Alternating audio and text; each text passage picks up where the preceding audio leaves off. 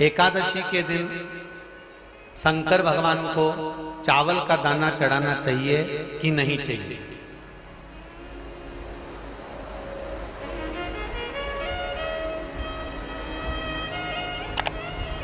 अब बोलो तेरा क्या होगा रे काली है? चलो ठीक है। बीमार व्यक्ति से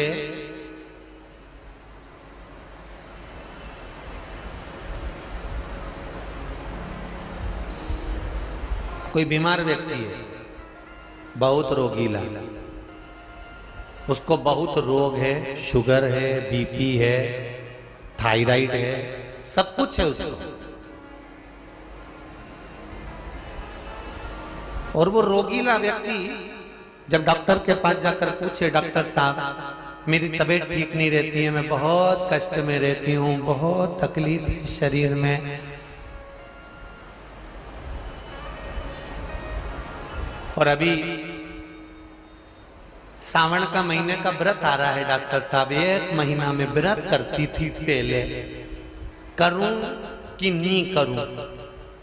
तो डॉक्टर साहब क्या बोलेंगे? बोलते जाओ जरा जम के। डॉक्टर बोलेगा कि आप व्रत मत करो।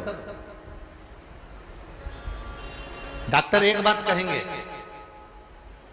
शरीर स्वस्थ रखना है, व्रत बाद में हो जाएगा, अगले वर्ष कर लेना, पर अभी शरीर को सही रखने के लिए दोनों समय अच्छे पेट भरकर सात्विक भोजन करो और अपने शरीर को ठीक करो। सात्विक भोजन अपने शरीर को, व्रत बाद में भी हो जाए, अगले वर्ष हो जाए।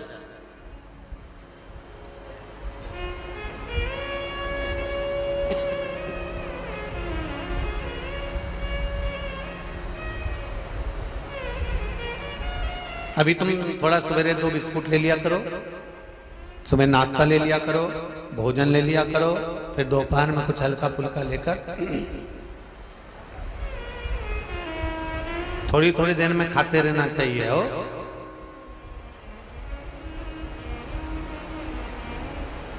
थोड़ा थोड़ा खाओ, थोड़ी थोड़ी देर में खाओ, एक साथ सुरसा जैसे मत निपटा जाए, थोड़ा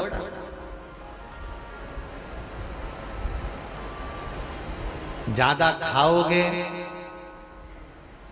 और ज्यादा कमाओगे तो दूसरों को कष्ट नहीं होगा, कष्ट खुद को होगा। ज्यादा खाओगे अपाच्य हो जाएगा, रात की नींद उड़ जाएगी, शरीर में अच्छा नहीं लगेगा। ज्यादा कमाओगे, रात की नींद उड़ जाएगी, दुनिया की दृष्टि तुम पर पड़ जाएगी और तुम्हारी रातों की नींद चली जाएगी। कमाओ भी उतना जितना खर्च कर सको और खाओ भी उतना जितना पचा सको। अति सर्वस्व वर्जन। डॉक्टर कहेंगे ये तुम्हारा व्रत जो है ना अगले साल कर लेना, इस साल मत करिए, इस साल तो आराम से भोजन वोजन करो तुम लोग, बढ़िया प्रेम से खाओ पिए। तो उसी तरह किसी ने पूछा कि चावल का दाना एकादशी पर भगवान शंकर को चढ़ा सकते हैं? चावल का दाना शंकर जी को चढ़ाते क्यों है, पहले तो वो समझ। बेलपत्री का तो महत्व आपको बार बार बताया कि बेलपत्री शिव जी को क्यों चढ़ाई जाती है, कहीं रोग के लिए, कहीं बीमारी के लिए, कहीं किस कार्य के लिए, कहीं कोई कार्य के लिए, कहीं कोई कार्य के लिए। चावल का दाना अगर हम शंकर भगवान को चढ़ा रहे हैं तो क्यों चढ़ा रहे हैं, उसका कारण क्या है? चावल का दाना शिव को चढ़ाने का केवल एक कारण रहता है कि चावल को अक्षत कहते हैं।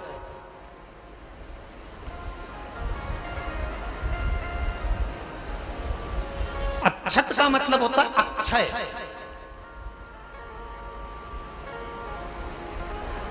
अभी हमारे यहां एक तिथि आने वाली है, अक्षय तृतीया।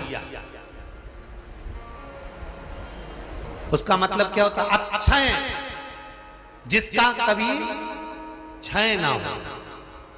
जब हम भगवान शंकर को चावल का दाना चढ़ाते हैं, जैसे बहुत ध्यान दीजिएगा महाराज, बहुत समझने वाली बात है, बहुत ध्यान से।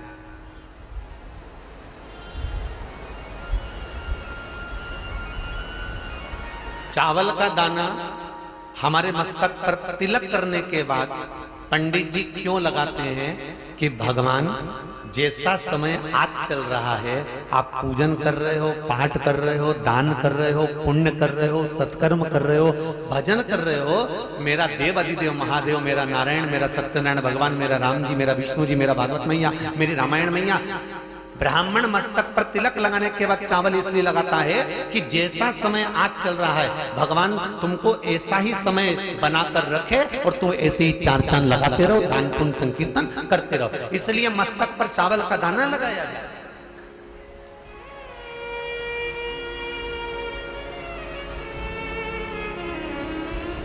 कोई मर जाता है, मरने के बाद जब तक पगड़ी नहीं होती तब तक माथे पर तिलक चावल का दाना लगाया जाता है। जम के बोलो जरा, नहीं लगाते। किसी पंडित जी से पूछो, ब्राह्मण देवता से पूछो, ब्राह्मण देवता ये कोई मर गया और हमारा तो नियम है कि हम सिर पे तिलक लगाते हैं, चावल लगाते हैं, या पंडित जी से हम तिलक लगवाते हैं, मंदिर जाते हैं तो मंदिर में जाके तिलक लगवा के हम चावल का दाना लगवाते हैं, क्यों नहीं लगाते? उसका कारण क्या है? जब किसी के मरने के बाद 10 दिन तक 12 दिन तक मस्तक पर तिलक क्यों नहीं लगाया जाता? 10-12 दिन तक माथे पर तिलक या चावल क्यों नहीं लगाया जाता? उसका कारण है कि ये जो समय आया है, तुम्हारे यहाँ जो गमी हुई है, तुम्हारे यहाँ कोई मर गया है, तुम्हारे यहाँ किसी के प्राण छूट गए हैं, तो ब्राह्मण इसलिए तिलक नहीं लगाता आपको, इसलिए चावल का दाना नहीं लगाता कि ऐसा दिन भगवान अब ना लाए, इसको अमर ना करे, इसको अक्षय ना करे, इसको प्रबल ना करे।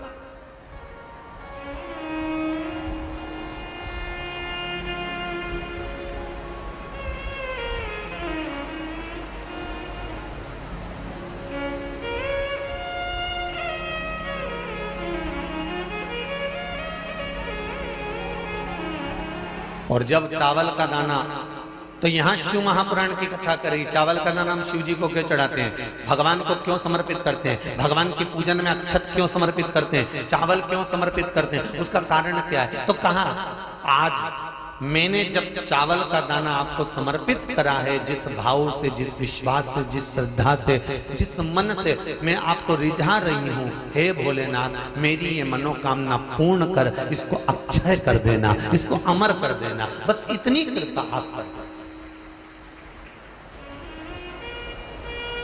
अब किसी ने पूछा एकादशी के दिन चावल चढ़ाए कि नहीं चढ़ाए, तो यहां तो सीधी सीधी बात है,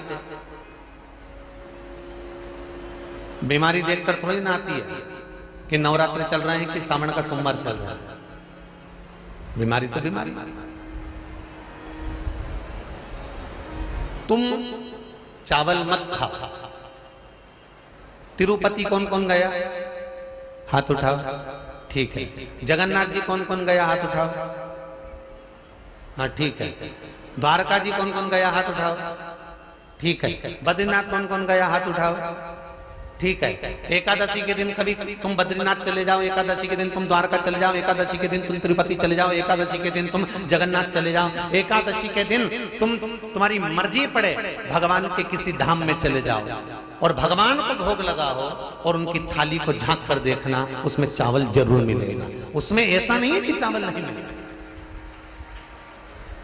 बद्री नारायण में भगवान को चावल का भोग लगा हुआ मिलेगा, द्वारका में चावल का भोग लगा हुआ मिलेगा, आपको जगन्नाथ में चावल का भोग लगा हुआ मिलेगा, तिरुपति में मिलेगा, द्वारकाधीश में मिलेगा, नाथद्वारा में मिलेगा, सांवरिया सेठ में मिलेगा, काकरोली जी में मिलेगा। आप जहां जाओगे वहां पर एकादशी के दिन भगवान को चावल आएगा, क्योंकि भगवान के लिए परहेज नहीं है। जो काम में डूबा हुआ है, जो आसक्ति में डूबा हुआ है, जो लोभ में डूबा हुआ है, जो वासनाओं में डूबा हुआ है, जो तृष्णा में डूबा हुआ है और जो माता के गर्भ से जन्म लिया,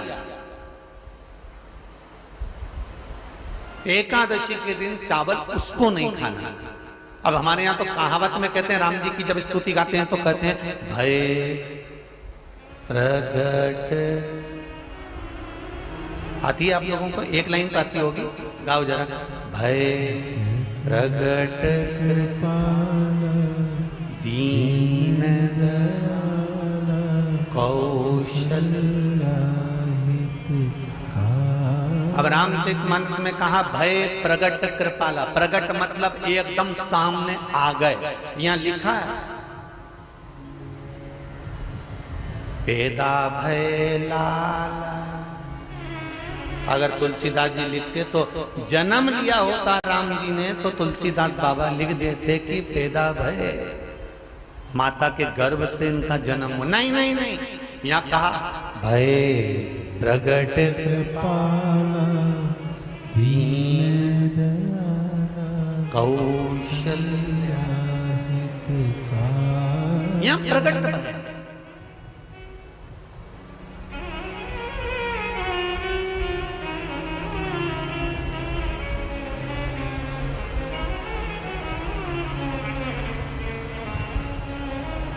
यूट्यूब पर स्कंद पुराण, अंधेरी मुंबई की माहेश्वरी समाज वाली एकादशी के माता पिता कौन है? सबसे पहले एकादशी का व्रत किसने रखा था?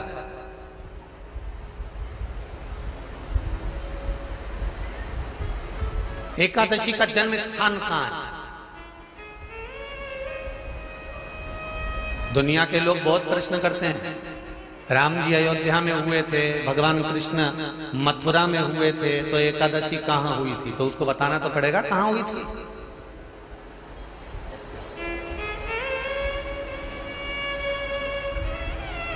उसमें हमने वर्णन किया कि एकादशी के माता पिता कौन है, एकादशी का व्रत सबसे पहले किसने करा, एकादशी का जन्म कहां हुआ, एकादशी को क्यों चावल नहीं खाते, एकादशी के दूसरे दिन चावल का दाना खाना क्यों जरूरी है।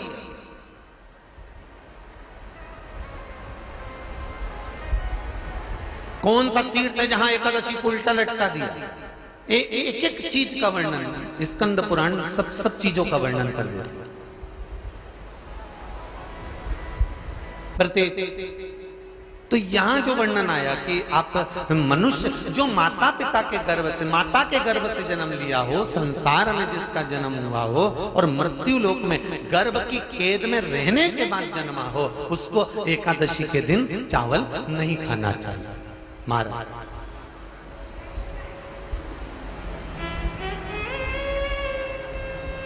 पर यहां शास्त्र ये नहीं कहता कि भगवान को चावल नहीं चढ़ाना चाहिए। यहाँ शास्त्र कहता है आप शिव जी को चाहे एकादशी हो, चाहे द्वादशी हो, चाहे प्रदोष हो, चाहे पूर्णिमा हो, चाहे अमावस्या हो, चावल का दाना आप भगवान शिव को समर्पित कर सकते हो। और ज्यादा नहीं, शंकर कभी ये नहीं कहते कि मुझे बहुत सारा चढ़ा। शंकर जी की कथा कहती है कितना, मात्र एक चावल का दाना।